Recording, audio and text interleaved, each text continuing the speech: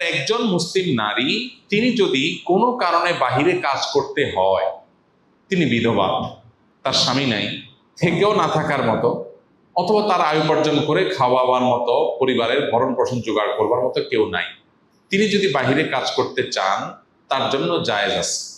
যেহেতু তার এটা প্রয়োজন, তার নিড, তার জন্য এটা জায়েজ আছে। তিনি শরিয়ার অন্যান্য দিক নির্দেশনাগুলো মেনে, পর্দার বিধিবিধানগুলো মেনে তিনি যদি বাইরে কাজ করতে চান, শরিয়া সেটাকে নিষেধ করে না। তাহলে মহিলারা কাজ করতে চাইলে জায়েজ আছে, সেটা শর্ত সাপেক্ষে। আর যদি পুরুষ স্বামী উপার্জন করছেন, তাহলে সেক্ষেত্রে স্বামী তো তার সমস্ত ভরণ পোষণ, তার চিকিৎসা, তার থাকা খাওয়া, হাত খরচ, তার সবকিছুর ব্যবস্থা স্বামী করতে বাধ্য। আইনগতভাবে শরীয়ত আল্লাহ তাআলা সেই পদ্ধতি রেখেছে। তাহলে তিনি বাহিরে কাজ করার তো দরকার হয়।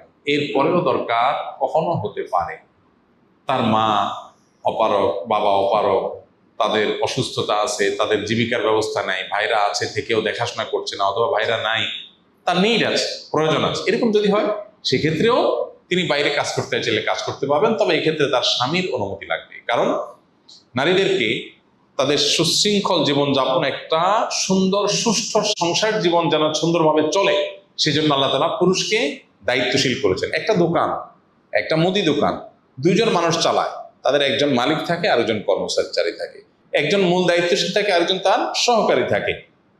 এভাবে একটা দোকান চলে। যদি বলে না দুজনেরই সমান ক্ষমতা থাকবে, কোনো প্রকার কম বেশ থাকবে না, তাহলে দোকান টিকবে? টিকবে? একজন বলবে আমি এই মাল এত টাকা বেচবো, আরেকজন বলবে এই টাকা বেচবো, বেচাবেচি দিয়ে তখন মারামারি শুরু হবে, হবে না?